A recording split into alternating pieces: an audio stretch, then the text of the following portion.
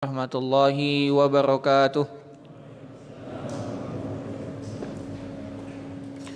Innal hamdalillahi nahmaduhu wa nasta'inuhu wa nastaghfiruhu wa natubu ilaih. Wa na'udzu billahi min syururi anfusina wa min sayyiati a'malina. May yahdihillahu fala mudhillalah wa may yudlil fala hadiyalah. Asyhadu an la ilaha illallah wahdahu la syarikalah. Wa asyhadu anna Muhammadan abduhu wa rasuluh. Qala Allah Ta'ala, ya ayyuhalladzina amanu taqullaha haqqa tuqatih wa la tamutunna illa wa antum muslimun. Ya ayyuhan nasu taqu rabbakumul ladzi khalaqakum min nafsin wahidah wa khalaqa minha zawjaha wa bassa minhuma rijalan katsiran wa nisaa'a. Wattaqullaha alladzi tasaaluna bihi wal arham innallaha kana 'alaikum raqiba. Ya ayyuhalladzina amanu taqullaha wa qulu qawlan sadida yuslih lakum a'malakum wa yaghfir lakum dzunubakum wa may yuti'illaha wa rasulahu faqad faza fawzan 'azima. Fa inna asdaqal hadithi kitabullah wa khairal hadi hadi Muhammadin sallallahu alaihi wasallam wa syarrul umuri muhdatsatuha wa kullu muhdatsatin bid'ah wa kullu bid'atin dhalalah wa kullu dhalalatin finnar. Ahibbati fillah, ikhwani wa ikhwati, barakallahu fikum. Semoga Allah Subhanahu wa taala selalu menjaga kita semua dalam Islam, dalam keimanan, dalam sunnah. Dan semoga Allah Subhanahu wa ta'ala melembutkan hati kita untuk saling menyayangi sesama kaum muslimin, sesama kaum mukminin. Karena Allah Subhanahu wa ta'ala mengatakan, la yu'minu ahadukum hatta yuhibba li akhihi ma yuhibbu li nafsihi. Tidak sempurna keimanan seseorang sampai ia mencintai untuk saudaranya apa-apa yang ia cintai untuk dirinya sendiri, atau sampai ia mencintai saudaranya sebagaimana ia mencintai dirinya sendiri. Para jamaah sekalian yang semoga dimuliakan Allah Subhanahu wa taala, pertama marilah kita panjatkan puja dan puji syukur kepada Allah Subhanahu wa taala sehingga kita dapat salat, melaksanakan ibadah sholat maghrib berjamaah. Ini nikmat yang agung, nikmat yang besar. Kalau bukan karena pertolongan Allah, pasti kita tidak akan mampu untuk melaksanakan ibadah tersebut. Maka jangan pernah ada di antara kita merasa bangga, lupa daratan, mampu melaksanakan suatu amal soleh tanpa pertolongan Allah. Jangan pernah menganggap ibadah yang kita lakukan itu adalah hasil kita pribadi. Bukan. Itu semua atas pertolongan dan bantuan dari Allah Subhanahu wa ta'ala. Sehingga inilah yang kita yakini dan kita baca sebagai doa kita pagi dan sore. Ya Hayyu Ya Qayyum birahmatika astaghits aslih li sya'ni kullahu wala takilni ila nafsi tarfata ain. Ya Hayyu Ya Qayyum, yang maha hidup, yang maha berdiri sendiri. Birahmatika astaghits, dengan rahmatmu aku betul-betul meminta pertolongan. Istighasah sama dengan isti'anah, sama-sama meminta pertolongan. Bedanya istighasah kita betul-betul meminta di saat kita terdesak. Dan sering kita mendengar istilah istighasah ini. Birahmatika astaghits, dengan rahmatmu aku betul-betul meminta bantuan, minta tolong. Apa yang kita minta tolong? Aslih li sya'ni kullahu, perbaiki semua perkaraku semuanya. Semuanya. Wala takilni, dan janganlah serahkan aku ila nafsi, kepada diriku sendiri, tarfata ain, walaupun sekejap mata. Jangankan 1 menit Pak, jangankan 1 jam, 1 kedip mata pun jangan sampai kita menyerahkan kepada diri sendiri. termasuk dalam masalah ibadah kepada Allah Subhanahu wa taala. Maka sungguh sangat lupa daratan dan sungguh sangat durhaka apabila orang tidak mau bersyukur kepada Allah Subhanahu wa taala. Maka mari kita selalu bersyukur kepada Allah dengan lisan kita, dengan hati kita, dan dengan amal perbuatan kita. Karena lisan, hati, dan amal perbuatan kita ini semuanya difasilitasi oleh nikmat Allah Subhanahu wa taala dan sudah sepantasnya kita gunakan dalam rangka bersyukur kepadanya. Selanjutnya salawat dan salam tidak lupa kita panjatkan kepada Nabi kita, Nabi Muhammad sallallahu alaihi wasallam, Nabi terakhir yang sangat mencintai kita. Berat bagi beliau penderitaan kita, kesusahan kita. Beliau selalu memikirkan kita. Tidak ada satu perkara yang dapat mengantarkan kepada surga kecuali beliau telah jelaskan untuk kita ikuti. Tidak ada satupun perkara yang dapat menjerumuskan kepada neraka kecuali beliau telah jelaskan untuk kita jauhi dan tinggalkan. Makanya Nabi SAW mengatakan, "Idza amartukum bihi fa'tu minhu mastata'tum." Apa saja yang aku perintahkan kepada kalian, maka upayakan semaksimal mungkin untuk kalian laksanakan. Wa ma nahaitukum anhu fajtanibuh, dan apapun yang aku larang segera tinggalkan saat itu juga. Karena apapun yang dilarang oleh Allah dan Rasulnya itu semua keburukan, baik kita tahu ataupun tidak, termasuk miras, termasuk minuman keras. Walaupun manusia mengatakan itu legal, itu boleh, kita orang muslim tidak boleh mengatakan itu legal, itu boleh. Itu haram. Itu haram dan jangan pernah kita ragu akan keharamannya, sedikit ataupun banyak. Memabukkan ataupun tidak membuat memabukkan kita. Namanya khamar, namanya haram. Minuman keras itu haram. Maka hendaklah kita betul-betul mencintai Nabi kita Muhammad SAW dengan 4 hal. Yang pertama, kita mencintai Nabi SAW dengan membenarkan semua hadis beliau, membenarkan semua kabar sahih yang datang dari beliau. Karena beliau SAW tidaklah bersabda, tidaklah berbicara, tidaklah melepaskan suatu hadis dari lisan beliau, melainkan petunjuk dari Allah Subhanahu wa taala. Allah Subhanahu wa taala berfirman, "Wa ma yantiqu anil hawa in huwa illa wahyu yuha." Muhammad tidak bicara dengan hawa nafsunya, melainkan beliau bicara dengan wahyu dari Allah. Yang kedua yang merupakan bentuk cinta kita kepada Nabi SAW adalah kita melaksanakan semua perintah beliau semaksimal yang kita mampu. Namanya kita mengaku cinta kepada seseorang, apapun yang orang tersebut atau orang yang kita cintai tersebut meminta sesuatu, pasti kita akan berusaha semaksimal mungkin untuk kita berikan. Betul atau tidak, Pak? Sungguh sangat bohong apabila ada orang yang mengaku cinta kepada seseorang, orang tersebut meminta sesuatu kepadanya namun dia tidak penuhi. Itu namanya cinta. Itu namanya cinta apa, Pak? Cinta palsu.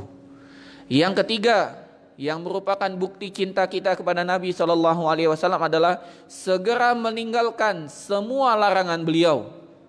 Semua larangan beliau. Baik yang dapat kita cerna dengan akal kita ataupun yang tidak. Nabi kita Muhammad SAW melarang kita. Deketin lagi. Masya Allah.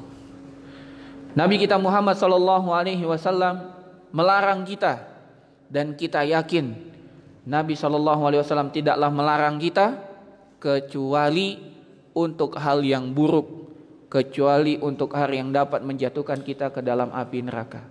Maka kalau kita mencintai Nabi SAW, sudah barang tentu kita tidak akan melaksanakan hal tersebut. Dan yang terakhir yang merupakan bukti cinta kita kepada Nabi SAW adalah kita betul-betul mengikuti beliau dalam segala aspek kehidupan, terutama dalam ibadah. Apapun yang Nabi SAW contohkan, kita cukupkan untuk mencontoh beliau. Kalau beliau sholat subuh 2 rakaat, maka kita sholat subuh 2 rakaat, jangan ditambah. Kalau beliau sholat sunnah rawatib sebelum sholat subuh hanya 2 rakaat, tidak menambah dengan sholat apapun, maka kita cukupkan sholat sunnah sebelum subuh 2 rakaat, walaupun imam lama datangnya. Terus ngapain? Kita zikir, kita doa. Karena Nabi SAW tidak pernah menambah sholat sunnah sebelum sholat subuh, kecuali 2 rakaat saja. Kalau kita betul-betul cinta kepada Nabi, maka ibadah kita dan semua kehidupan kita mencontoh beliau. Allah Subhanahu wa taala yang memerintahkan kita untuk mencontoh Nabi.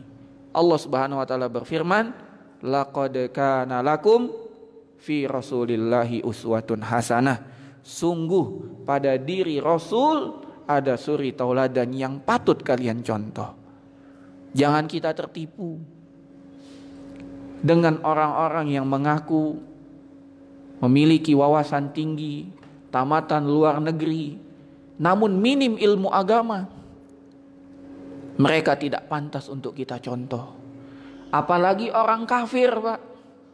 Sehebat-hebat orang kafir, tidak ada tandingannya dengan orang Islam. Karena Islam menjadikan seseorang tinggi. Kata Nabi SAW, Al-Islamu ya'lu wa la yu'la alaihi. Islam itu selalu tinggi, tidak ada yang dapat lebih tinggi dari Islam. Karena Allah Subhanahu wa taala telah memilih agama Islam untuk menjadi agama kita. Wa may yabtaghi ghairal islami dinan falay yuqbala minhu. Barang siapa yang mencari agama selain Islam, maka tidak akan pernah diterima oleh Allah Subhanahu wa taala. Ini 4 hal. Dan yang kelima bisa kita tambahkan adalah orang yang cinta kepada Nabi, adalah orang yang paling banyak bersolawat kepada Nabi. Tentunya solawat yang dicukupkan ajarannya dari Nabi.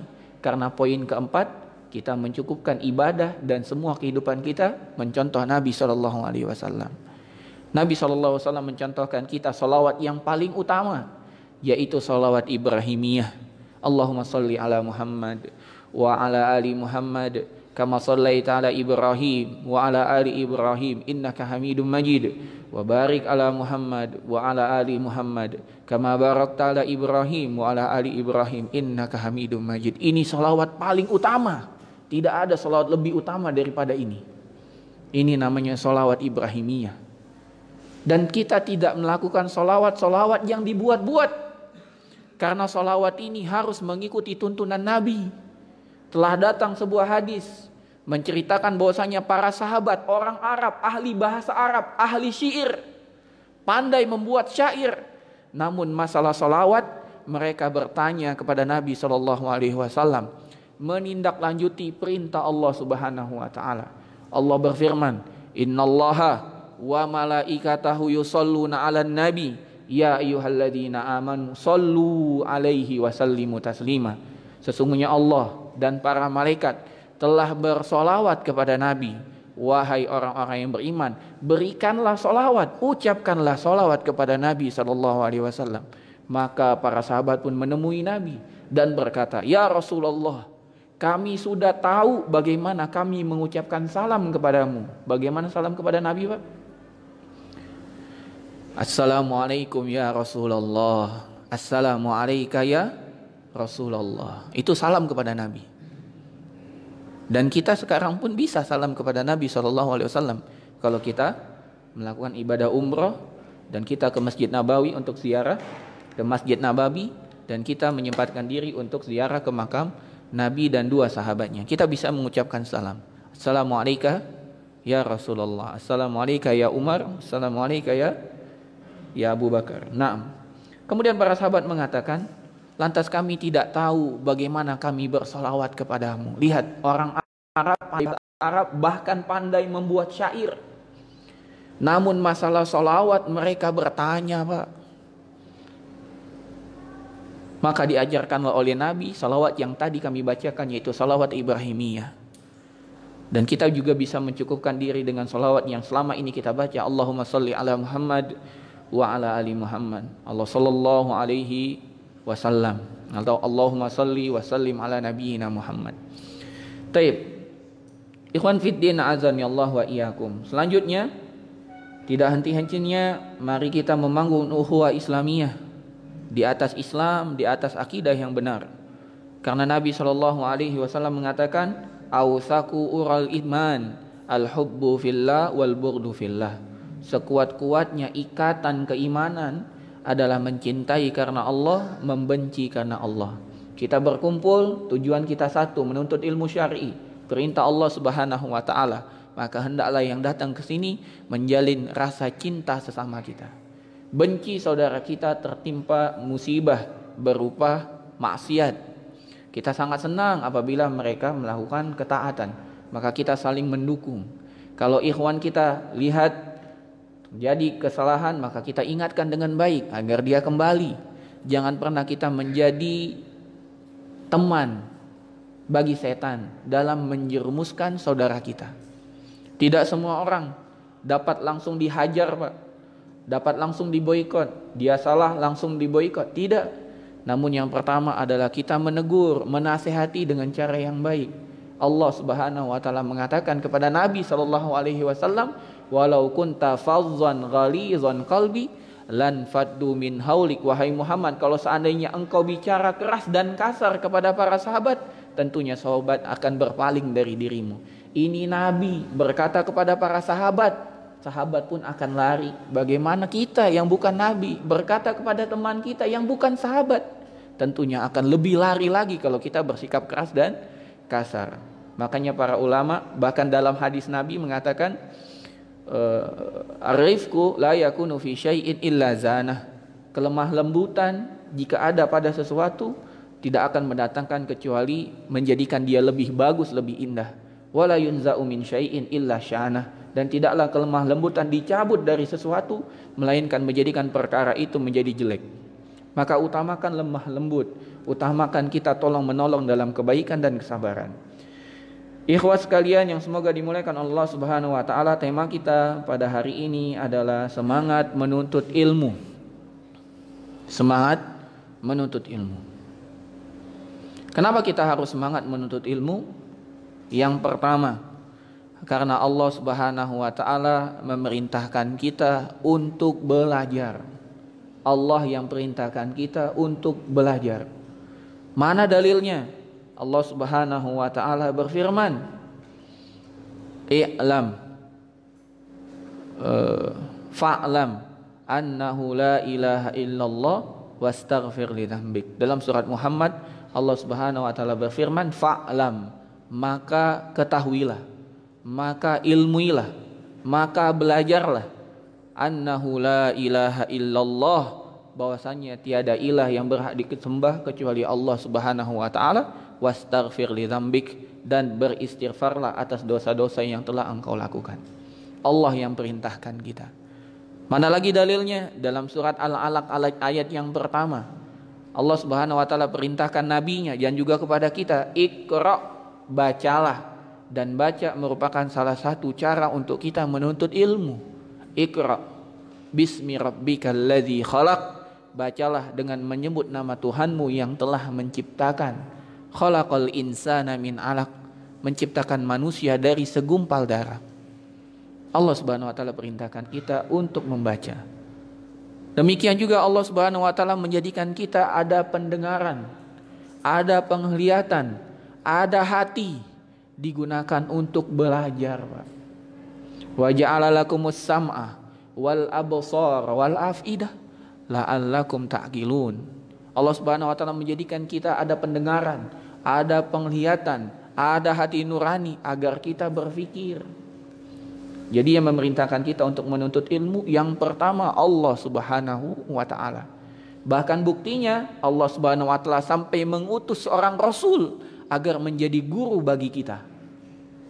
Bahkan Allah Subhanahu wa taala mengatakan, "Qul in kuntum tuhibbunallah fattabi'uni yuhibbukumullah." Katakanlah, jika kalian betul-betul mencintai Allah sebagai Tuhan kalian, sebagai Rabb kalian, ikutilah aku, yaitu Muhammad.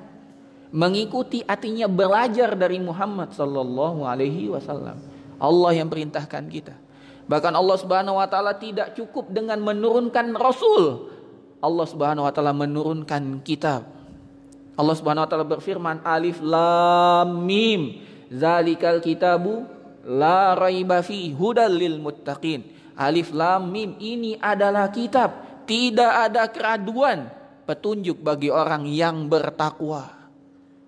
Bagaimana ini menjadi petunjuk kalau cuma jadi hiasan di rumah, Pak? Tidak dipelajari. Berarti Al-Quran wajib kita pelajari. Pertama wajib kita baca, wajib kita pahami, wajib kita amalkan, dan wajib kita dakwahkan. Makanya Allah Subhanahu wa taala berfirman dalam surat yang luar biasa, pendek 3 ayat namun mencakup semua aspek dalam kehidupan kita. Allah Subhanahu wa taala berfirman, wal asri innal insana lafi khusrin illal ladzina amanu wa amilus solihat wa tawassaw bil haqq wa tawassaw bis sabr. Kata Allah Subhanahu wa taala, demi waktu, demi asar, demi waktu asar, sesungguhnya semua manusia ini dalam keadaan merugi kecuali orang yang beriman, dan tidak akan orang itu betul-betul beriman sampai dia berilmu. Bagaimana mungkin dia mengaku beriman tapi dia tidak berilmu? Karena Allah Subhanahu wa taala mengatakan, apakah kalian mengira kalian dibiarkan saja mengatakan amanna wahum la yuftanun? Apakah kalian mengira bahwasanya kalian dibiarkan saja untuk mengatakan kami beriman, namun mereka tidak diuji? Tidak. Ujian, Mbak. Orang mau ujian butuh persiapan. Persiapnya apa? Belajar. Anak SD pun tahu kalau mau ujian harusnya apa? Belajar. Bagaimana kita kalah dengan anak SD? Dan Allah Subhanahu wa taala mengatakan dalam surat Al-Mulk, alladzi khalaqal mauta wal hayata liyabluwakum ayyukum ahsanu amala. Dan Allah lah yang telah menciptakan kematian dan kehidupan untuk menguji kalian, siapa di antara kalian yang paling baik amalnya. Ada 2, Pak. Kita diuji, harus persiapan. Amal paling baik, kita harus belajar lagi. Dari mana kita tahu amal yang baik? Sehingga yang memerintahkan kita menuntut ilmu, Allah Subhanahu wa taala yang paling pertama dan utama. Kemudian yang kedua, siapa yang telah memerintahkan kita untuk menuntut ilmu?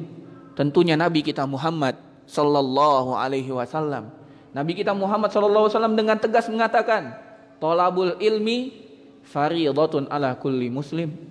Menuntut ilmu wajib bagi setiap muslim. Ilmu apa yang wajib kita pelajari, Pak? Ini telah dijelaskan oleh Syekh Muhammad bin Abdul Wahhab dalam kitabnya yang agung, yang mulia, yaitu Usul Salasah. 3 pondasi pokok, 3 ini minimal yang harus kita kuasai, Pak, agar kita bisa menjawab pertanyaan alam kubur. Apa saja, Pak, pertanyaan alam kubur? Man rabbuka? Man nabiyuka wa ma dinuka? Dan kita tidak akan pernah bisa, Pak, untuk menjawab 3 pertanyaan ini kalau kita di dunia tidak belajar. Maka sungguh sangat salah praktek sebagian manusia yang membisiki mayat yang baru dikubur. Setelah mayat telah dikubur, maka datanglah seseorang duduk di samping kuburan mengatakan, "Wahai fulan, nanti ketika kami meninggalkan kuburan dan malaikat pun datang dan akan bertanya kepada engkau dengan 3 pertanyaan, maka jawablah." Ketika dia bertanya, "Siapa Tuhanmu?" Jawablah, "Tuhanmu Allah." Ketika malaikat bertanya, "Siapa nabimu?" Katakan, "Nabimu Muhammad." Dan ketika malaikat bertanya, "Siapa atau apa agamamu?" Jawablah, "Agamaku Islam." Ini perbuatan sia-sia, karena orang mati tidak akan pernah mendengar apa yang kita ucapkan. Sudah beda alam, Pak. Kita alam dunia, dia alam barzakh. Kita sudah beda alam. Maka sungguh sangat salah apa yang dilakukan. Persiapan itu sebelum kita mati, Pak. Persiapan itu sebelum kita mati, bukan saat kita mati. Yang harus kita lakukan menasihati orang hidup, bukan menasihati orang yang baru dikuburkan. Maka apabila kita melihat praktek seperti ini di tengah masyarakat, itu tanda ilmu sudah makin sedikit di tengah-tengah manusia. Jamaah sekalian yang semoga dimuliakan oleh Allah Subhanahu wa taala, maka hendaklah kita bertanya kepada diri kita, sudahkah kita belajar tentang man rabbuka? Apakah kita telah betul-betul mengenali Allah Subhanahu wa taala sebagai Tuhan kita, atau hanya sebatas nama? Allah Subhanahu wa taala mengatakan, tentang pelanggaran yang dilakukan oleh orang-orang kafir. Wa ma qadarullah haqqa qadri. Mereka melakukan perbuatan maksiat kepada Allah Subhanahu wa taala disebabkan mereka tidak mengenal keagungan dan kadar Allah Subhanahu wa taala. Mereka tidak betul-betul memuliakan Allah dengan kadar mulianya Allah Subhanahu wa taala. Makanya tidak aneh ketika Nabi SAW mengatakan kepada sahabat yang lain, innalillahi tis'atan wa tis'ina asman. Sesungguhnya Allah memiliki 99 nama, mi'atan illa wahidah, 100 kurang 1, 99. Wa man ahsaha dakhulal jannah. Barang siapa yang dapat mempelajari, menghafal, memahami dan melaksanakan 99 nama tersebut, pasti dia masuk surga. Ketika seseorang memahami satu nama saja, Pak, Ar-Rahman, yang nama ini tidak boleh diberikan kepada makhluk, Ar-Rahman. Tidak boleh ada orang namanya Ar-Rahman. Sama seperti nama Allah, tidak boleh ada yang diberikan nama Ar-Rahman. Kenapa? Karena rahmat Allah Subhanahu wa taala kepada kita begitu luas, Pak. Lihat dengan diri kita, wa fi anfusikum afala tubsirun.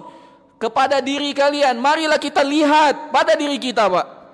Allah Subhanahu wa taala menjadikan dua bola mata kita. Dan siapa yang sebelum tidur tadi malam berdoa kepada Allah, ya Allah, bangunkan mataku ada, bangunkan mataku dapat melihat, hampir dipastikan tidak ada satupun di antara kita yang berdoa seperti itu. Bahkan yang bicara pun tidak berdoa hal itu. Allah Subhanahu wa taala memberikan kita dua telinga, Pak. Pernahkah kita sebelum tidur dan berdoa kepada Allah, ya Allah, bangunkan aku dan telinga masih dapat mendengar? Sungguh sangat jarang manusia yang berdoa seperti itu, Pak. Pikirannya hanya dunia. Ya Allah, besok dagangan saya laris. Ya Allah, saat saya bertemu dengan atasan, lancarkan urusan saya. Itu saja. Namun hal-hal yang ada pada diri kita, kita sangat jarang meminta. Allah Subhanahu wa taala jadikan hidung kita, Pak, dapat memisahkan, Pak, mana oksigen, mana nitrogen, mana zat-zat yang lain yang ada di udara ini yang tidak kasat mata. Pernahkah kita mengatakan dan berdoa kepada ya Allah, jadikan hidung saya dapat memisahkan mana yang baik untuk diri saya, mana yang tidak? Pernahkah kita berdoa sebelum kita tidur, ya Allah, saat aku tidur, jadikan hidung ini tetap bisa menghirup udara, jadikan jantung ini tetap berdetak, jadikan organ dalam tubuh tetap bekerja. Pernahkah kita meminta, Pak? Pernahkah kita melihat di rumah sakit itu, Pak? Orang kenapa dioperasi ratusan juta, setengah M, Pak, untuk pasang apa, Pak? Cincin dalam jantung. Bayangkan kalau satu nikmat Allah Subhanahu wa taala Allah cabut dari kita.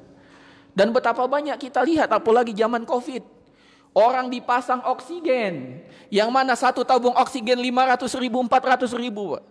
Dan kita menghirup oksigen tanpa bayar 1 rupiah pun.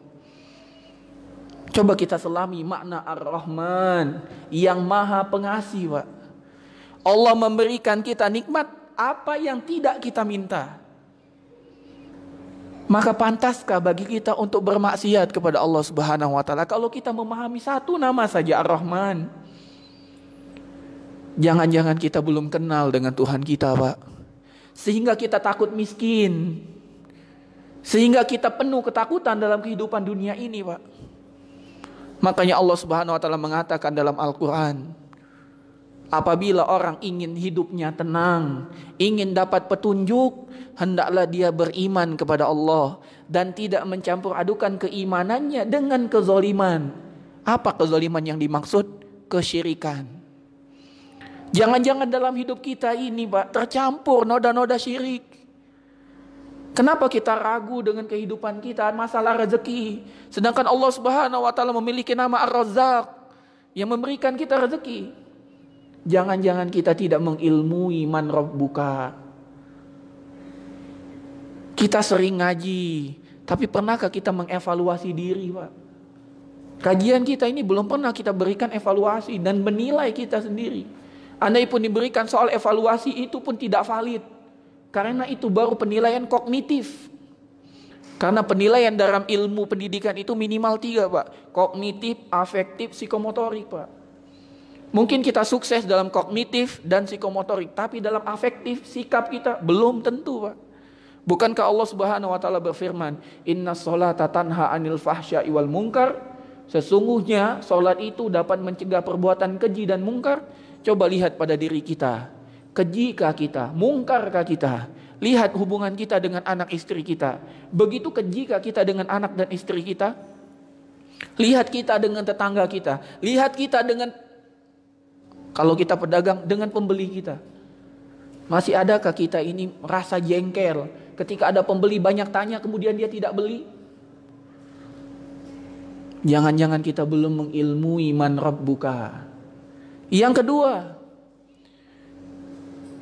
kita akan ditanya man nabiyuka. Man nabiyuka, Pak. Jangan-jangan pengetahuan kita dengan man nabiyuka hanya sebatas nama. Muhammad bin Abdullah bin Abdul Muthalib, cuman sampai di situ, Pak. Kita tidak menyelami kehidupan Nabi SAW. Beliau telah mengorbankan semua yang beliau punya. Harta, nyawa, semua dikorbankan. Bahkan beliau harus diusir dari kampung halaman. Nabi kita Muhammad SAW. Jangan-jangan kita belum pernah membaca sirah beliau. Dari beliau lahir sampai beliau wafat. Jangan-jangan kita tidak menyelami bagaimana perjuangan dakwah beliau di 13 tahun di kota Mekah. Jangan-jangan kita tidak menyelami bagaimana peperangan beliau di saat perang Badar. Jangan-jangan kita tidak menyelami bagaimana peperangan beliau di saat perang Uhud. Sehingga dalam kehidupan kita, kita merasa enggan dan berat untuk mencontoh Nabi SAW. Dan sering keluar dari mulut kita, kan itu Nabi dan saya bukan Nabi. Seakan-akan kita enggan untuk mencontoh Nabi SAW. Abdullah ibnu Umar, Pak, sahabat yang sangat mencintai Nabi, bahkan mencoba mencari tahu apa saja yang dilakukan Nabi dahulu semasa hidupnya. Nabi pernah sholat di satu tempat, Ibnu Umar pun melakukannya. Bukan karena dia melakukan bid'ah, tapi karena dia sangat cinta kepada Nabi SAW. Jangan-jangan kita belum mengenal Nabi kita Muhammad SAW. Yang kita tahu Nabi itu istrinya banyak sehingga kita semangat poligami. Cuman itu yang kita tahu, Pak. Kita tidak tahu bahwasanya Nabi itu tidak pernah menolak permintaan orang yang meminta. Bahkan ketika dia tidak punya makanan, beliau mencarikan makanan untuk orang lain, bukan untuk dirinya. Ketika ada orang datang kepada rumah Nabi dan hanya tinggal 3 kurma, semua diberikan kepada orang, Pak. Harusnya kita mengenal Nabi secara menyeluruh, komprehensif, sehingga kita betul-betul menjadi mukmin yang mencintai Nabi SAW. Bagaimana keimanan Nabi, bagaimana Nabi mendidik para sahabat, Pak.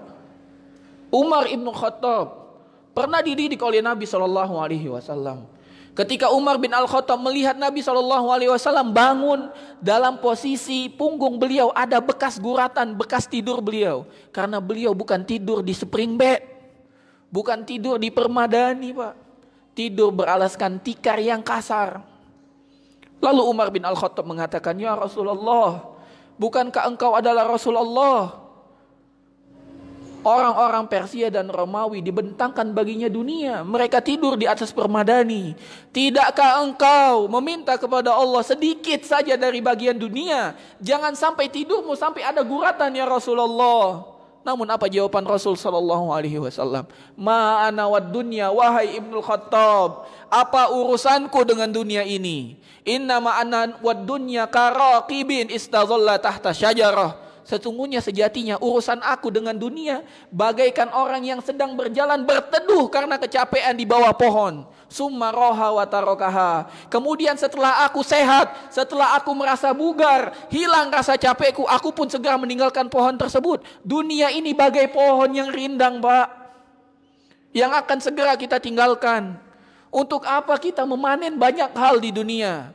Cukup kita mencari apa yang kita cukupkan untuk dunia kita. Dan kita tinggalkan dunia untuk akhirat kita.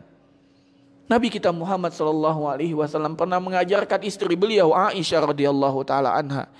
Di saat itu beliau menyembelih kambing dan membuatkan makanan berkuah dibagi kepada para sahabat yang bagus-bagus, Pak.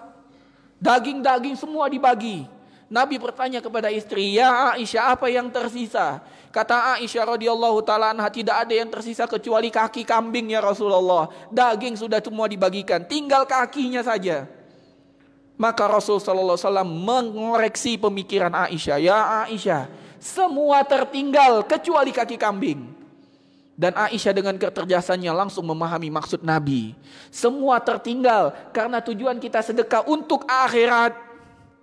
Yang tersisa hanya kambing, kaki kambing ini. Semuanya untuk kita akhirat, yang tersisa kambing. Ini jatahnya. Dan kita tidak memiliki jatah kambing ini kecuali untuk kita makan dan jadi kotoran. Nabi SAW mendidik kita untuk tujuan kita akhirat, Pak. Dan Nabi SAW mengatakan, "Man kanatil akhirah niyatahu aw hammahu." Barang siapa yang menjadikan akhirat sebagai tujuan hidupnya, Allah akan mudahkan semua urusannya, Pak. Allah akan mudahkan semua urusannya. Allah akan datangkan dunia ini sedangkan dia menolak dunia. Allah akan menjadikan kekayaan selalu ada dalam hatinya. Tidak sudi bagi dia meminta-minta kepada manusia. Dia merasa cukup apa yang Allah Subhanahu wa taala bagikan untuk dirinya. Bahkan sangat mudah bagi dia berbagi.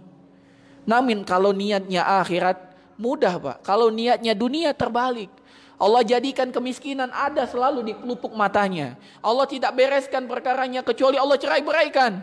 Dan dia tidak mendapatkan jatah dunia kecuali dengan sesuai takdirnya. Kalau takdirnya cuma dapat motor dan second, sampai mati motor second, Pak. Mau dia kerja 24 jam tanpa tidur, cuma dapat motor second itulah. Ya. Insya Allah kita lanjutkan materi kita setelah sholat isya. Barakallahu fikum. Semoga sedikit bermanfaat. Kita tutup. Subhanakallahumma wa bihamdika. Asyhadu an la ilaha illa anta. Astaghfiruka wa atubu ilaik. Assalamualaikum warahmatullahi wabarakatuh.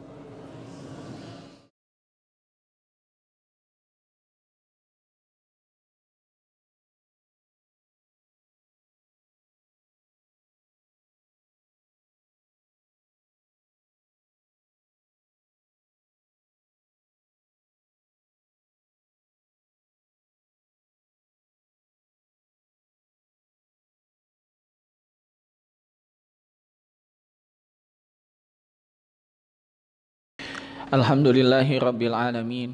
Assalatu wassalamu ala nabiyyina Muhammadin wa ala alihi wa sahbihi ajmain. Allahumma inna nas'aluka ilman nafi'an wa rizqan tayyiban wa amalan mutaqabbalah. Sedikit kita lanjutkan kajian kita. Melanjutkan yang tadi, jangan-jangan kita belum mengenal Nabi kita Muhammad sallallahu alaihi wasallam. Maka kalau kita belum mengenal Allah, kalau kita belum mengenal Nabi kita Muhammad SAW dengan sepenuhnya, ternyata tugas kita menuntut ilmu masih begitu banyak. Belum tamat. Perjuangan harus terus dilanjutkan. Dan pertanyaan ketiga yang pasti akan ditanyakan kepada kita nanti di alam kubur kita yang ketiga adalah wa ma dinuka. Dan apa agamamu? Dan ketika seseorang bicara tentang agama, Syekh Muhammad bin Abdul Wahab memberikan kita tahapan yang luar biasa. Beliau mengatakan ada 3 martabat, ada 3 derajat. Yang pertama adalah kita mengenal Islam. Dan Islam memiliki 5 rukunnya. Dan kita juga harus mengenal iman, rukun iman, dan ada 6 rukunnya. Dan kita harus mengenal rukun ihsan dan ada 1 rukunnya. Sudahkah kita memahami 5 rukun Islam dengan benar? Syahadat kita. Dan syahadat kita memiliki rukun dan syaratnya. Sudahkah kita memahaminya? Sudahkah kita tahu? Sudahkah kita memahami? Sudahkah kita mengamalkan ilmu kita tersebut? Salat. Sudah kita mengetahui apa saja syurut-syurutnya, syarat-syaratnya, apa saja rukun-rukunnya, apa saja sunnahnya, apa saja wajibnya. Zakat begitu juga. Puasa, sebentar lagi kita akan masuk bulan puasa. Apakah kita telah memahami? Begitu juga dengan haji. Rukun ihsan yang hanya 1.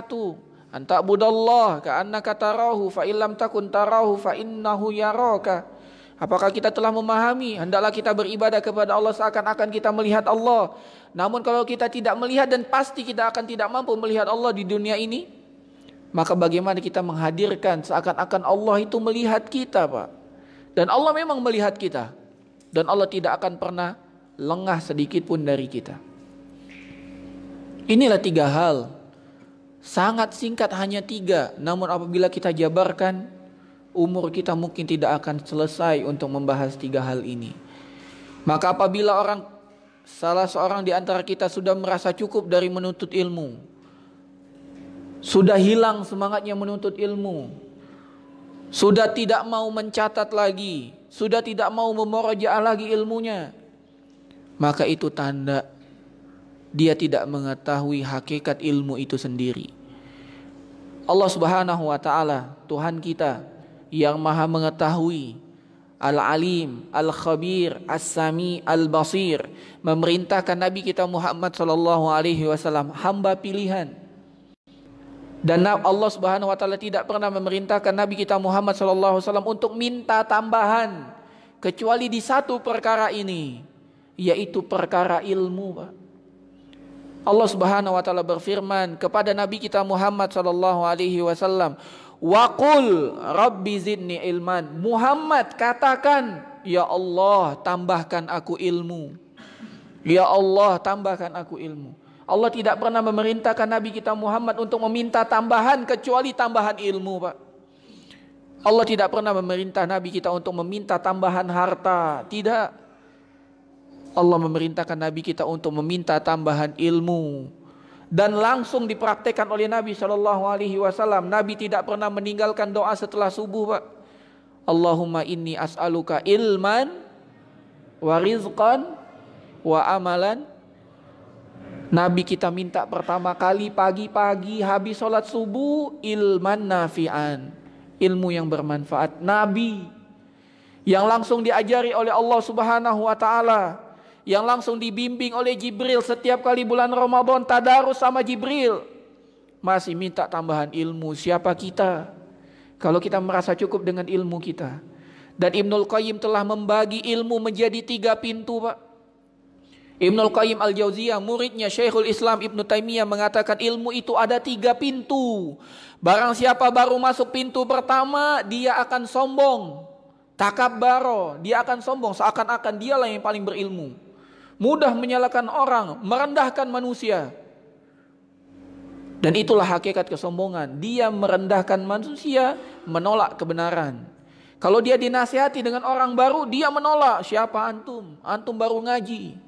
Padahal yang dinasihati adalah kebenaran. Dan dia melihat orang lain merasa ina, ana paling senior. Ini tanda bahwasanya dia baru memasuki 1 pintu dari ilmu. Kemudian Ibnul Qayyim mengatakan yang kedua, apabila dia masuk pintu kedua, dia menjadi lebih insaf, lebih adil, Pak. Dia tahu kadar dirinya dan dia ukur dengan kadar orang lain. Dia mulai adil dalam menilai seseorang, tidak mudah menyalahkan dan tidak merasa dirinya paling tinggi. Itu kalau dia masuk pintu kedua. Dan apabila dia masuk pintu ketiga, dia sadar dan dia paham betul bahwasanya ilmunya tidak seberapa daripada ilmu Allah Subhanahu wa taala. Sejatinya dia baru menyelam sedikit. Dan ketika dia masuk di tengah lautan, dia tahu lautan ilmu tidak bertepi, Pak. Alima annahu lam ya'lam syai'an. Dia baru sadar bahwasanya dia belum mengetahui apa-apa dari ilmu Allah Subhanahu wa taala. Maka kita lihat diri kita. Apakah kita sudah masuk pintu kedua atau masih mandek di pintu pertama? Dan kita berharap minimal kita masuk pintu kedua, Pak. Pintu ketiga tidak sembarang orang bisa masuk, Pak. Hanya ulama. Makanya dahulu dikisahkan para salaf, apabila diberikan pertanyaan kepada ulama tersebut, muter, Pak, pertanyaan itu. Coba tanya sama Syekh Fulan. Syekh Fulan mengatakan coba tanya sama Syekh Fulan. Syekh Fulan mengatakan coba tanya sama Syekh Fulan. Muter, akhirnya soal itu balik lagi ke orang tersebut. Itu menunjukkan bahwasanya para ulama sudah masuk pintu ketiga. Ini yang dikatakan oleh Ibnul Qayyim Al-Jauziyah. Maka PR kita dalam menuntut ilmu belum selesai. Maka betul yang dikatakan oleh Imam Ahmad bin Hanbal ketika beliau sakit menjelang kematiannya. dan dihadiri oleh murid-murid beliau. Seketika itu dia tersadar dan dia meminta kepada muridnya, tolong ambilkan aku pena dan ambilkan aku kertas. Muridnya pun begitu heran dan aneh. Wahai Iman, engkau sedang sakit. Untuk apa lagi engkau mengambil pena dan kertas? Maka Imam Ahmad mengatakan, aku akan menulis hadis. Terlintas di pikiranku ada satu hadis yang aku dapat dari guruku namun belum aku tulis. Maka pun aku akan menulis hadis tersebut. Maka para muridnya pun bertanya, wahai Imam, sampai kapan engkau akan melakukan hal ini? Sampai kapan engkau akan menuntut ilmu? Maka Imam Ahmad mengatakan, ilal lahdi, nanti kalau jasad ini telah dikubur di liang lahat, itu akhir aku menuntut ilmu. Jamaah sekalian yang semoga dimuliakan oleh Allah Subhanahu wa taala. Mungkin Imam Ahmad terlalu jauh untuk kita bayangkan diri kita dan beliau. Namun mari kita lihat dengan ulama yang ada di zaman kita. Di abad 21 ini atau di abad 20 ini. Syekh Muhammad Nasiruddin Al-Albani, yang hampir semua kita mengenal beliau. Dan beliau memiliki murid Syekh Ali Hasan Al-Halabi, mengisahkan rahimahumullah rahmatan wasi'ah. Semoga Allah merahmati beliau berdua dengan rahmat yang begitu luas. Syekh Ali Hasan Al-Halabi mengatakan, Syekh Muhammad Nasiruddin Al-Albani pernah mencari satu hadis yang menyebabkan beliau membaca satu perpustakaan penuh demi mencari satu hadis. Dan ketika beliau telah menghabiskan semua buku di perpustakaan tersebut, beliau tidak mendapatkan hadis tersebut. Namun setelah itu dia berpikir lagi, sesungguhnya aku telah mendapatkan banyak hadis dari kitab-kitab yang aku baca. Maka Syekh Albani pun membaca satu kali lagi sampai beliau mengarang buku Silsilah Ahadits As-Shahihah, Silsilah Ahadits Ad-Dhaifah. Satu perpustakaan penuh, Pak, dibaca 2 kali. Dan ini tidak mungkin terbayang dengan kita kalau bacanya hanya memanfaatkan sebagian waktu. Syekh Albani menghabiskan 40 hari di dalam perpustakaan. Dan beliau tidak keluar dari perpustakaan kecuali untuk sholat 5 waktu. Bahkan dikatakan beliau tidak makan. Beliau hanya mencukupkan minum dengan air zam-zam. Dan itulah keutamaan air zam-zam. Az-zamzam 5 syuribalahu, ma'u zamzam 5 syuribalahu. Air zamzam sesuai dengan niatnya. Kalau niatnya untuk makanan, maka cukup zamzam untuk dirinya. 40 hari, Pak. Tidak keluar kecuali untuk sholat 5 waktu. 2 kali beliau menghatamkan satu perpustakaan. Bahkan dikatakan bahwasanya Syekh Albani pernah habis sholat isya, berdiri di tangga membaca. Tidak sadar tiba-tiba azan subuh telah berkumandang. Pernahkah kita membaca dalam kondisi berdiri, saking asiknya kita membaca sampai azan subuh berkumandang? Syekh Albani, Muhammad Nasiruddin Al-Albani, hidup di zaman kita. Rahimahullah rahmatan wasi'ah. Dan beliau telah menulis begitu banyak karya. Maka tidak mustahil di zaman kita, dengan godaan yang ada di zaman kita, untuk tetap kita bersemangat untuk menuntut ilmu. Dan kami wasiatkan, sesungguhnya para ulama satu persatu telah meninggalkan kita. Di tahun 2020 banyak sekali kita mendapatkan kabar tentang meninggalnya ulama. Termasuk guru kita yang sering datang ke negara kita, Indonesia, Syekh Ali Hasan Al-Halabi, meninggal. Dan begitu banyak para ulama meninggal kita. Jangankan di luar negeri, asatidhah kita di Indonesia banyak sekali telah dicabut oleh Allah Subhanahu wa taala. Ini merupakan pertanda. Innallaha la yanzi'ul ilma intiza'an. Sesungguhnya Allah tidak mencabut ilmu itu begitu saja dari hati manusia. Tiba-tiba dia jadi lupa, tiba-tiba dia jadi tidak berilmu, tidak. Tetapi Allah Subhanahu wa taala mencabut ilmu bimautil ulama. Allah mencabut ilmu itu dengan mewafatkan para ulama. Hatta idza lam yabqa aliman. Kalau sudah tidak ada lagi orang yang berilmu, ittakhadzan nasu ru'usan juhala. Manusia menjadikan orang-orang bodoh menjadi pemimpin. Fasu'ilu. Maka pemimpin yang bodoh itu pun ditanya. Fa'aftau bi ghairi ilmin. Dan dia berfatwa tanpa ilmu. Padahal ulama zaman dahulu, Pak, ditanya muter pertanyaan. Tanya Ustadz Fulan, tanya Syekh Fulan. Ini orang bodoh, maka dengan mudah dia menjawab. Fadallu, karena jawabannya tanpa ilmu dia sesat. Wa adallu, dan menjadikan orang yang mendengar fatwanya pun tersesat. Dan kita dengar zaman kita sekarang bagaimana orang mengatakan ada dalilnya miras itu boleh diperjualbelikan. Telah datang Pak zamannya. Kemudian kita masih terlena, tidak memanfaatkan sisa umur kita untuk menuntut ilmu, maka hendaklah kita semua bertakwa kepada Allah Subhanahu wa taala. Hidup kita tinggal sebentar, perjalanan akhirat begitu panjang, dan Allah telah menjadikan menuntut ilmu sebagai sarana cepat untuk masuk surga. Kalau sekarang Palembang Lampung ada tol yang memangkas perjalanan. Kemarin ana dari Lampung ke Palembang hanya memakan waktu 3,5 jam Pak, melalui tol. Dari Bakahuni ana masuk tol sampai ke Jakabaring 3,5 jam Pak. Yang dahulu mungkin kita tempuh dalam 10 sampai 12 jam, hanya 3,5 jam. Allah menyediakan jalan tol untuk kita ke surga, yaitu dengan menuntut ilmu.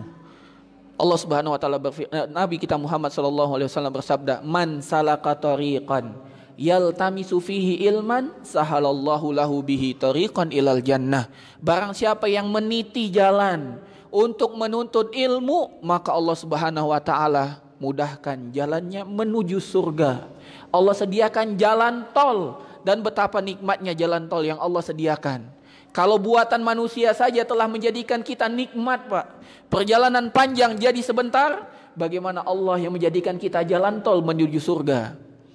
Kita dari Lampung sampai Palembang, yang Palembang ini bukan surga sudah senang setengah mati Pak. Bagaimana Allah menjadikan jalan tol menuju surga. Yang kata Nabi SAW, surga itu la ainun ra'at, wala udhunun sami'at, wala khatar ala qalbil bashar. Surga itu tidak ada mata yang pernah melihatnya, tidak ada telinga yang pernah mendengarnya, dan tidak pernah terbetik dalam hati manusia Pak.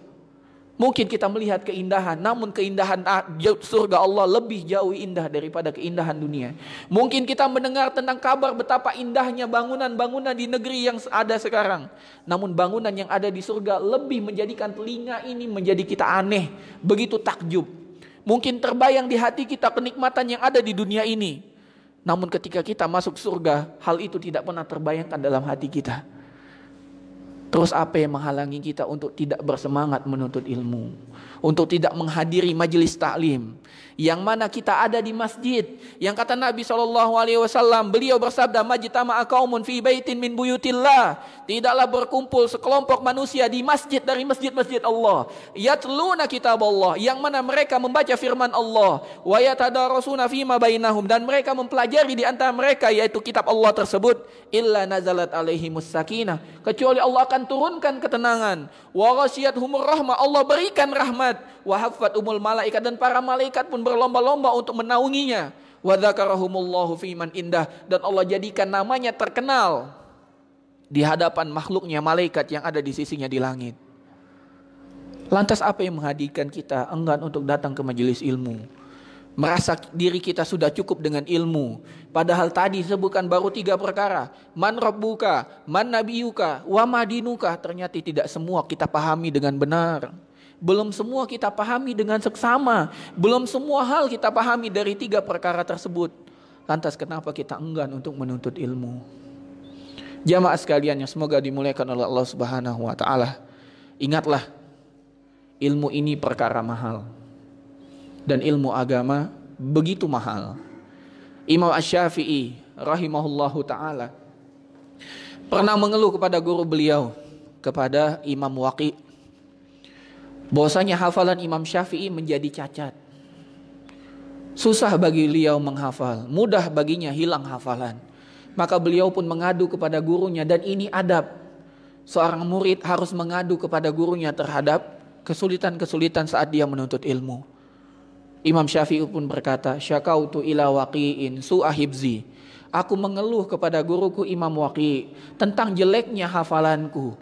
Fa'arsyadani ila tarkil ma'asi. Maka guruku mewasiatkan kepadaku untuk betul-betul meninggalkan maksiat. Fa'akhbarani annal ilma nurun. Dan guruku mengabarkan kepadaku bahwasanya ilmu, yaitu ilmu agama, adalah cahaya yang Allah Subhanahu wa taala berikan.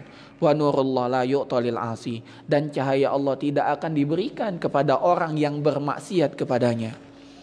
Ilmu ini mahal, ilmu ini berat, ilmu ini begitu mulia, Pak. Bahkan Allah Subhanahu wa taala mensyaratkan bagi orang yang ingin mendapatkan ilmu harus bertakwa. Di dalam ayat terpanjang di dalam surat Al-Baqarah, Allah Subhanahu wa taala berfirman di akhir ayatnya, "Wattaqullah wa yu'allimukumullah." Hendaklah kalian bertakwa agar Allah Subhanahu wa taala mengajarkan kepada kalian ilmu. Maka jangan dianggap sepele. Datangnya kita hanya sekedar datang tanpa memperbaiki niat, tanpa betul-betul mengikuti petunjuk Nabi SAW, bisa jadi datangnya kita tidak mendapatkan ilmu sama sekali, tidak mendapatkan ganjaran pahala sama sekali. Maka mari kita perbaiki niat kita, Pak. Berkata para ulama, tidak ada yang paling sulit, yaitu Imam Sufyan Ats-Tsauri. Beliau mengatakan tidak ada perkara yang paling sulit aku obati kecuali masalah niat. Karena niat tempatnya di hati dan sifat hati berbolak-balik. Bisa jadi sebelum kita pergi ke sini niat kita lillah, namun ketika kita datang di sini niat kita berubah bukan karena lillah.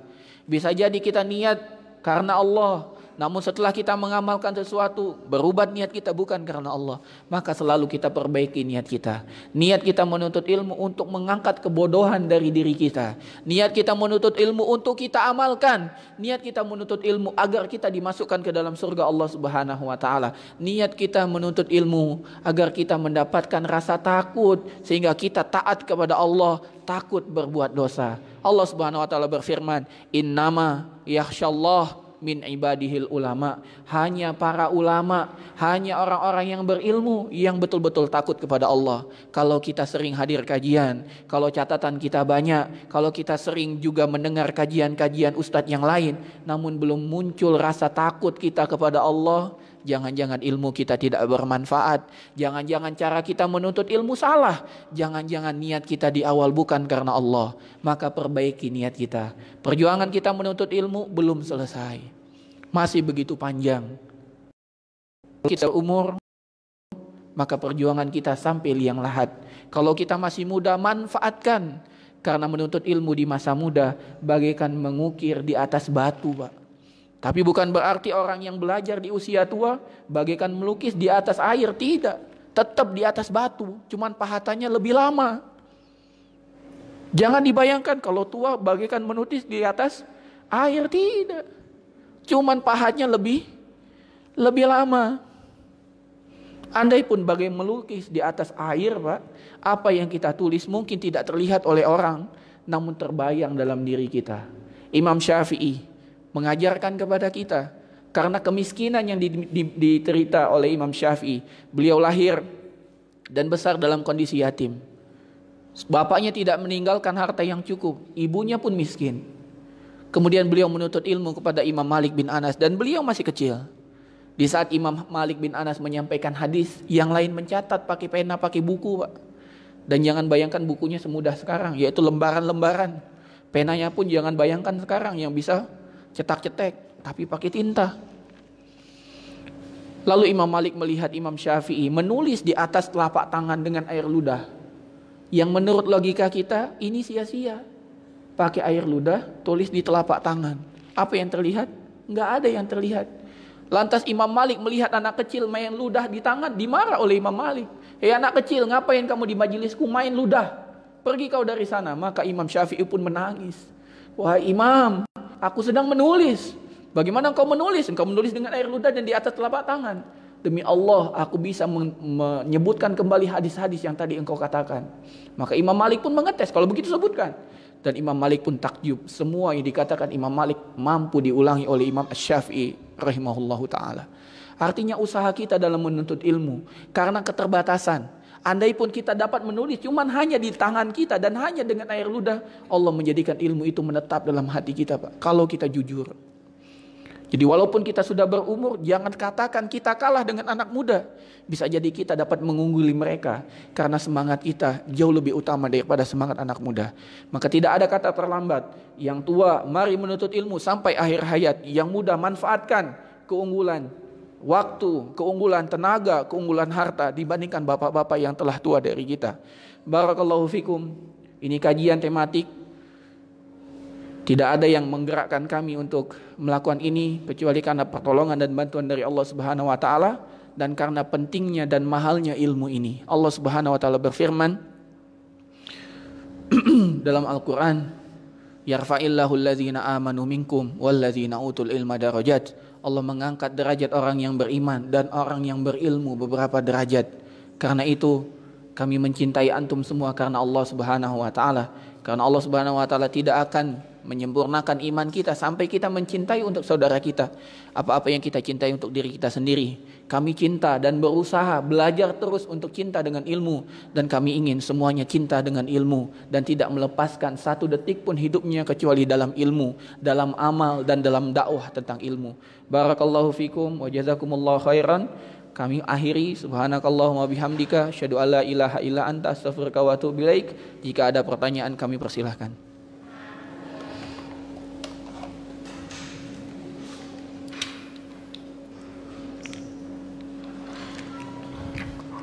Boleh pakai kertas, boleh bertanya langsung, Pak. Kalau kami bisa, kami jawab. Kalau nggak bisa, wallahu a'lam bishawab, dan kami akan belajar lagi agar tahu apa jawabannya.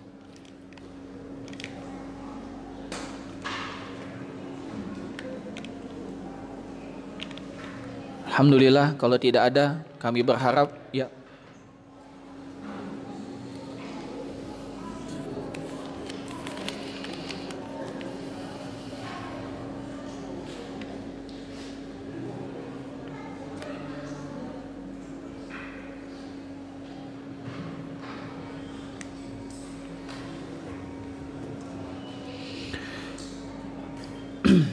Ini pertanyaan dari Ummahat. Ustadz, salahkah jika seorang istri mengharapkan suaminya memiliki semangat yang tinggi dalam menuntut ilmu, wabil khusus ilmu agama? Lebih dari itu karena suami adalah pemimpin dan sebagai imam. Bagaimana adab yang terbaik agar kami dapat mengingatkan suami untuk semangat menuntut ilmu tanpa menyinggung perasaannya? Allah Subhanahu wa taala menjadikan wanita sebagai teman Adam alaihissalam, nabi kita, meminta kepada Allah Subhanahu wa taala seorang pasangan, Pak. Sehingga Allah Subhanahu wa taala jadikan pasangan baginya yaitu Hawa. Dan Allah Subhanahu wa taala mengatakan di dalam surat Ar-Rum bahwasanya Allah Subhanahu wa taala menurunkan sakinah, mawaddah, warahmah dari pasangan kalian. Ummahat yang semoga dimuliakan Allah Subhanahu wa taala dan juga bapak-bapak sekalian, hendaklah pasangan suami istri saling bersemangat untuk memberikan manfaat satu dengan yang lain. Bisa jadi semangat itu bukan hanya dengan ceramah, Pak, bukan. Namun dengan cara yang lembut. Sebagaimana contoh ada seorang anak kecil mengajari gurunya.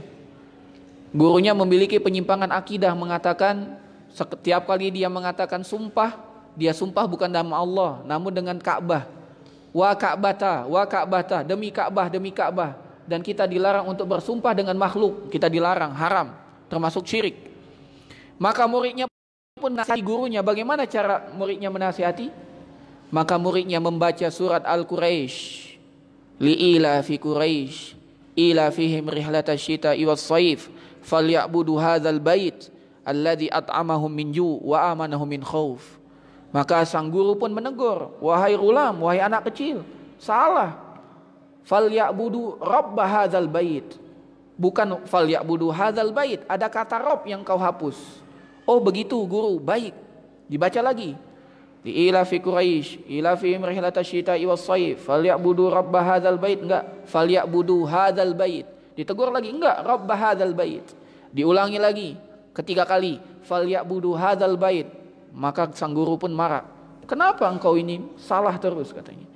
Rabb hadzal bait. Maka sang anak pun mengatakan, karena aku mendengar engkau bersumpah demi Ka'bah, dan aku pikir Ka'bah itu adalah Tuhanku. Maka sang guru pun tersontak dan bersadari, terima kasih wahai anak kecil, engkau telah mengingatkan aku. Jadi kalau kita menasihati suami kita, apalagi suami kita, bukan dengan ceramah Pak, tapi dengan adab dan akhlak kita. Lebih rajin lagi, lebih taat lagi, dan mengajak. Dan betapa banyak ikhwan, terutama yang anak tahu di Jabodetabek, mengenal sunnah dari istrinya. Bang, kita kan gak pernah jalan-jalan bang, anterinlah kita jalan-jalan. Oh boleh, kemana? Kajian bang. Wah kajian, ayolah bang. Istrinya kajian, suaminya di mobil. Abang tadi di mana? Di mobil. Ngapa gak masuk bang? Ya, pekan depan. Babang masuk ya? Iya abang masuk. Pertama dengar, kedua dengar, tiga dengar. Lama-lama, dek kapan kita kajian lagi? Begini, caranya begitu. Jadi gak harus dengan ceramah. Cara yang lain, suaminya kerja pakai mobil, sang istri menyediakan DVD atau VCD atau apa namanya di slot mobilnya. Kalau dia mau menyalakan musik diganti, jangan musik, kajian. Awalnya nolak, tapi istri nanya, bang, tadi aku taruh kajian, didengerin nggak? Bagus loh gitu. Oh belum, nanti dengerin ya gitu. Dicoba sekali, ketagihan akhirnya. Atau sekarang, alhamdulillah kita sudah punya radio Roja Darussalam. Setel aja berapa? 100 berapa mas? 106 FM, 106,7. Disetel aja di mobil gitu, di rumah setel. Sampai sang suami mengatakan, ini dengar apa ini? Kajian bang, bagus bang. Cobalah dengar sebentar. Bertahap. Kalau sang suami sudah ada ketertarikan untuk belajar ilmu agama, itu suatu kenikmatan. Dan jangan lupa doa. Jangan lupa doa, karena Allah yang memiliki hati kita ini. Nasiyati biyadik, ubun-ubunku ada di tanganmu ya Rabb. Maka hendaklah kita memperbanyak doa. Wallahu a'lam bishawab. Ini yang mungkin ana bisa jawab dari pertanyaan. Ada lagi? Cukup? Kalau tidak ada, semoga bermanfaat apa yang disampaikan. Sekali lagi, keutamaan ilmu begitu banyak, dan antum bisa baca di keutamaan ilmu. Antum bisa beli buku karya Ustadz Yazid bin Abdul Qadir Jawas. Beliau punya buku Menuntut Ilmu Jalan Menuju Surga, kitab yang luar biasa. Antum juga bisa beli buku terjemahan karya Syekh Muhammad bin Shalih Al-Utsaimin, Kitabul Ilmi. Antum juga bisa beli kitab karya Imam Ibnul Jamaah, Tazkiratus Sami wa Adabul Muta'allim. Antum bisa beli Tazkiratun Tami yang mengajarkan adab bagaimana seorang menuntut ilmu dan keutamaan ilmu itu sendiri. Antum juga bisa baca kitab yang sering dibaca di pondok-pondok pesantren, yaitu kitab Adabul Alim wal Muta'allim punyanya Zarnuji. Antum bisa baca di sana bagaimana keutamaan ilmu dan adab-adab menuntut ilmu. Dan keutamaan ilmu begitu banyak. Dan cukuplah keutamaan ilmu, Allah Subhanahu wa taala menjadikan Allah, para malaikat dan ahli ilmu dalam satu teks. Allah Subhanahu wa taala berfirman, Syahidallahu annahu la ilaha illah huwa wal malaikatu wa ulul ilmi qa'iman bil qisti la ilaha illa huwal azizul hakim. Allah Subhanahu wa taala mengatakan, sungguh telah bersaksi Allah, tiada Tuhan yang berhak disembah kecuali Dia, para malaikat dan para ahli ilmu. Allah menyandingkan Allah, para malaikat dan ahli ilmu dalam persaksian. Tidak lain dan tidak bukan, ini menunjukkan atas keutamaan ilmu. Dan Allah Subhanahu wa taala mengatakan dalam Al-Qur'an, apakah kalian samakah antara orang yang berilmu dengan orang yang tak berilmu? Qul hal yastawil ladzina ya'lamun wal ladzina la ya'lamun. Katakan, apakah sama orang yang berilmu dengan orang yang tidak berilmu? Maka jawabannya tentu tidak sama. Pertanyaan yang sangat sepele, anak kecil aja bisa tahu. Samakah orang berilmu dengan orang tidak berilmu? Tanya dengan anak SD, pasti bisa jawab, tidak sama. Cuman maksud Allah dengan pertanyaan mudah, hendaklah kita menggunakan akal pikiran kita, hati nurani kita. Kalau tidak sama antara orang berilmu dengan tidak orang berilmu, maka kita pilih mana? Kita pilih menjadi orang berilmu atau orang tidak berilmu? Itu maksud pertanyaan. Bukan, oh iya tidak sama, terus ya sudah itu aja, bukan. Harus ada tindak lanjut.